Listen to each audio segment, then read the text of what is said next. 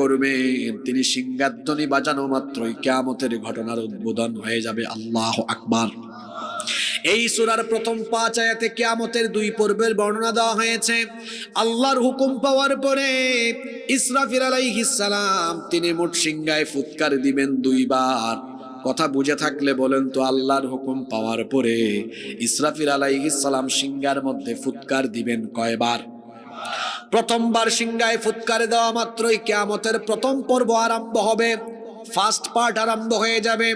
এই সূরা ইনফিতারের প্রথম 3 আয়াতে কিয়ামতের প্রথম পূর্বের পরিচয় দেওয়া হয়েছে।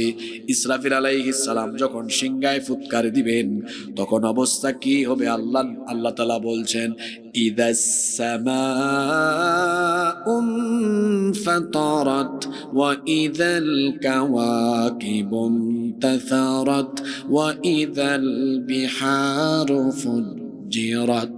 আল্লাহু আকবার।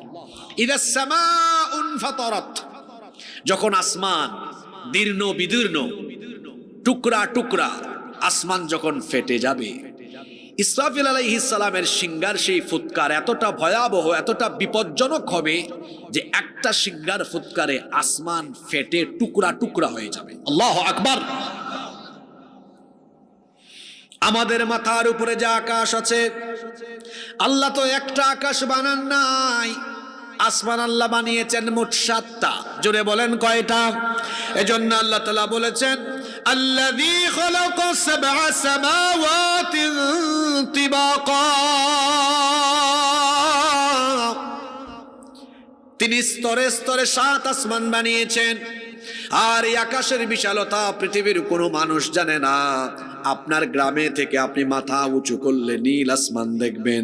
কুলাউড়া, মৌলভীবাজার, ঢাকা, এমনকি মিডল ইস্ট, ইউরোপ, আমেরিকা, যেখানেই যান না কেন, উপরের দিকে মাথা ধরলে, মাথা উপরের দিকে তাকালে দেখবেন আসমান দেখা যায়। এত বিশাল আসমান, যার সীমানা পৃথিবীর বিজ্ঞানও জানে না। বিশাল এই আসমান, বিশাল এই আসমান মহাশূন্যের উপরে যিনি দৃশ্যমান কোনো খুঁটি ছাড়া এই আসমানকে বানিয়েছেন, জোরে বলেন তিনি কে? সম্ভবত এখানে 4 বা 5 হাজার স্কোয়ার ফিট জায়গা জুড়ে প্যান্ডেল করা হয়েছে। 4-5 হাজার স্কোয়ার ফিটের এই প্যান্ডেল স্থাপনার জন্য এখানে কত পিলার ব্যবহার করা হলো।